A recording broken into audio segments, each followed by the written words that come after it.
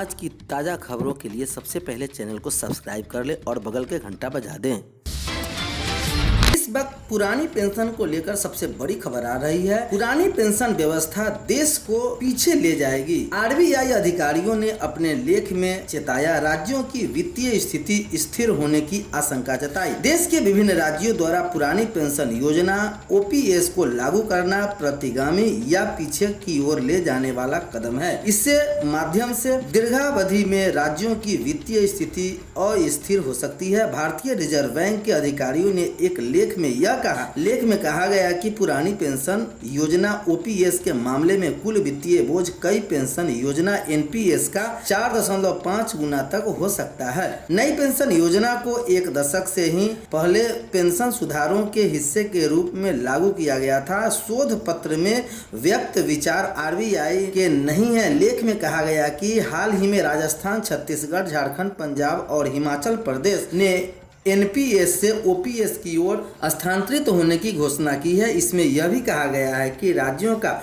OPS पर लौटना एक बड़ा कदम होगा और मध्यम से दीर्घावधि में उनके राजकोषीय दबाव को अस्थिर स्तर तक बढ़ा सकता है। राज्यों के ओपीएस पर वापस लौटने से वार्षिक पेंशन व्यय में 2040 तक जीडीपी का सालाना सिर्फ 0.1% बचाएंगे, लेकिन उसके बाद उनके वार्षिक जीडीपी के 0.5% के बराबर पेंशन का अधिक खर्च करना होगा। अगली सबसे बड़ी खबर आ रही है, प्रारंभिक और हाई स्कूल के शौचालयों में लगेंगे टाइल्स। पानी की बेहतर सुविधा शौचालयों के बहाल की जाएगी।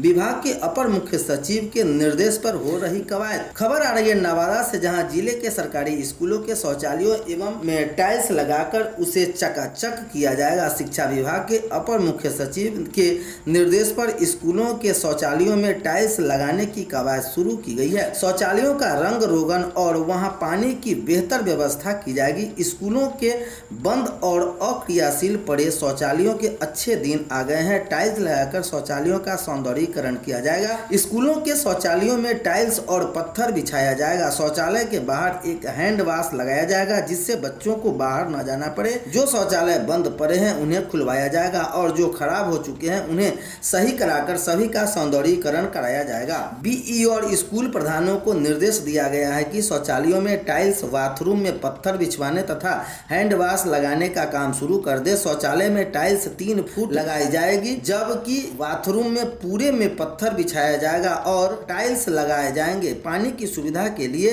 पानी की टंकी की पाइप लाइन से कनेक्शन करवाया जाएगा। शौचालय के ऊपर टंकी रखी जाएगी, जिससे बच्चों की शौच जाते समय पानी की समस्या का सामना न करना पड़े। अगली बड़ी खबर आ रही है, अनुपस्थित रहने वाले 1.5 लाख बच्चों का कटा नाम। शिक्षा विभाग के अपर मुख्य सचिव के पाठक के आदेश के बाद शुरू हुई कार्रवाई। खबर पटना से आ रही है, जहां शिक्षा विभाग के अपर मुख्य सचिव के पाठक का एक्शन लगातार जारी है।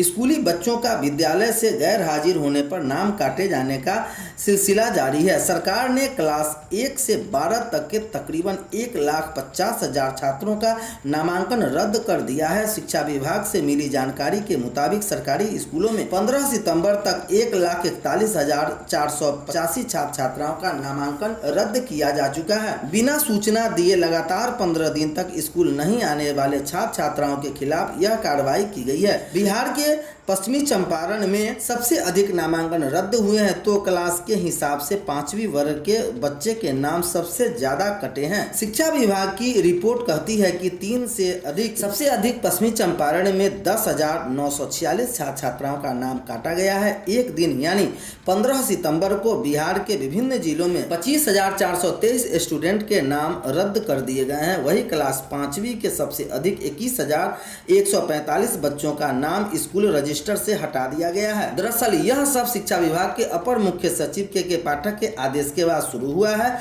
उन्होंने डीएम को निर्देश दिया था कि छात्र और छात्राएं लगातार 15 दिन तक बिना बताए विद्यालय में गैर हाजिर रहते हैं तो इनका नामांकन रद्द कर दिया जाए। यदि कोई छात्र छात्रा 3 दिन तक लगातार अनुपस्थित है तो उन्हें प्रधानाध्यापक की तरफ से नोटिस दिया जाएगा। IAS के पाठक ने स्टूडेंट के ट्रेडिंग करने का भी निर्देश दिया। निर्देश में कहा गया था कि चेक करें कि किसी बच्चे का नाम एक ही साथ 2 विद्यालय में ना हो। ऐसे छात्र किसी निजी विद्यालय में नामित रूप से जाते हैं पर सरकारी के योजना के राशि प्राप्त करने के लिए वह सरकारी विद्यालय में भी दाखिला लिए हुए हैं। जिले को लिखे गए चिट्ठी में यह भी कहा गया था कि कुछ स्टूडेंट तो राज्य के बाहर में भी रह रहे हैं, जबकि उनका दाखिला बिहार सरकार के स्कूल में है। अगली खबर आ रही है, विद्यालय में शिक्षक ने ही प्राचार्य को पिटाई कर दी। समय सीमा के अंदर स्कूल आने को लेकर विवाद। गढ़ुआ थाना क्षेत्र में बर्मा पंचायत अंतर्गत उर्दू मध्य विद्यालय सेसारी में समय से विद्यालय आने जाने को लेकर उत्पन्न विवाद में सहायक शिक्षक अरविंद कुमार ने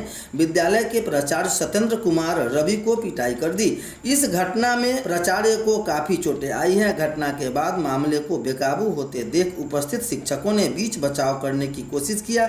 ग्रामीणों के अनुसार विद्यालय में काफी दिनों से चल रही गुटबाजी के कारण शिक्षक दो फाड़ में बटे हुए हैं। इसके कारण सहायक शिक्षक अरविंद कुमार एवं प्राचार्य सत्येंद्र कुमार रवि के बीच करीब 4 वर्ष से विवाद चल रहा है, लेकिन शिक्षा विभाग के सचिव के पाठक के फरमान के बाद भी शिक्षकों की गुटबाजी समाप्त नहीं हुई। इसके कारण छात्रों की पिटाई बाधित हो रही है। घटना को लेकर दोनों पक्ष के लोगों ने अस्थायी पुलिस के साथ बीईओ को आवेदन देकर न्याय की गुहार लगाई। दूसरी ओर बिहार राज्य प्रारंभिक शिक्षक संघ के अध्यक्ष सत्येंद्र कुमार, कार्यालय सचिव रंजीत कुमार सिंह एवं शिक्षक संघ के पूर्व प्रखंड उपाध्यक्ष व प्राथमिक विद्यालय नूरपुर राजोखाप के वरीय शिक्षक अमरेंद्र कुमार सिंह के घटना की निंदा करते हुए इसे काफी शर्मनाक बताया है। अगली खबर पटना से आ रही है, जहां बच्चों को खिलाई जाएगी एल्बेंडाजोल की गोली। प्रारंभिक से उच्चतर माध्यमिक विद्यालय में गोली खिलाई जाएगी। 22 सितंबर राष्ट्रीय कृमि मुक्त दिवस पर खिलाई जाएगी। बच्चों को कृमि का दवा खिलानी जरूरी है। रघुनाथपुर से खबर आ रही है, जहाँ जिले के सभी सरकारी और निजी स्कूलों में 22 सितंबर को राष्ट्रीय कृमि दिवस पर बच्चों को कृमि नाशक दवा एल्बेंडाजोल की गोली खिलाई जाएगी। प्राइमरी से +2 के स्कूली बच्चों को एल्बेंडाजोल की गोली खिलाई जानी है। किसी कारणवश 22 सितंबर को दवा खिलाने से वंचित रह गए बच्चों के लिए 27 सितंबर को मॉकअप दिवस पर इसे खिलाई जाएगी। बच्चों को इसकी गोली घर ले जाने की नहीं देना है। शिक्षकों की मौजूदगी में ही बच्चे की उम्र के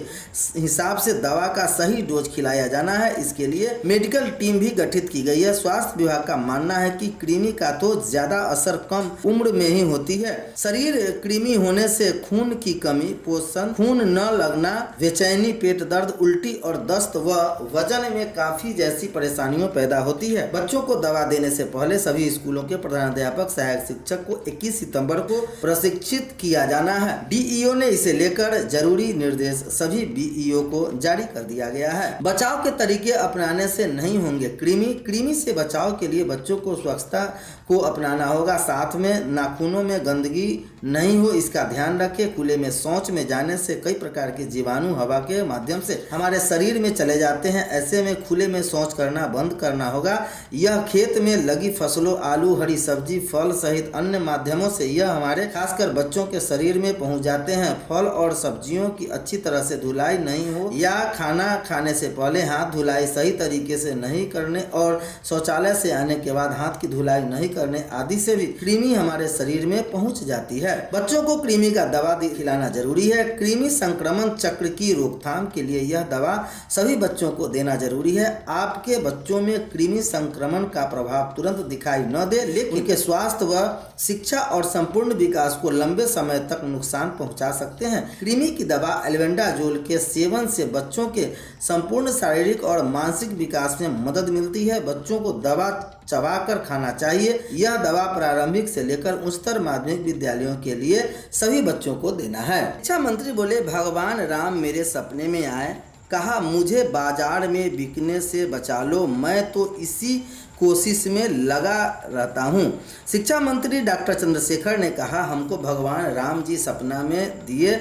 सपना में आकर हमको बोले, देखो चंद्रशेखर, हमको लोग बेच रहा है बाजार में, हमको बाजार में बिकने से बचा लो। हम उनको बचाने की कोशिश में है। कामयाब होंगे कि नहीं यह तो समाज के विचार व सहयोग पर निर्भर करता है।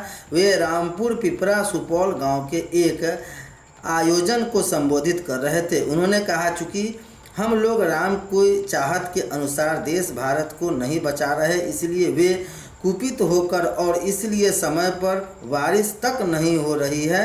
राम जी देख रहे हैं कि उनको ही ठगा जा रहा है, उनको भी बाजार में बेचा जा रहा है। राम जी ने मुझसे कहा, हमको बचा लो चंद्रशेखर, बड़ा कल्याण होगा। धरती का शिक्षा मित्र शिक्षा मंत्री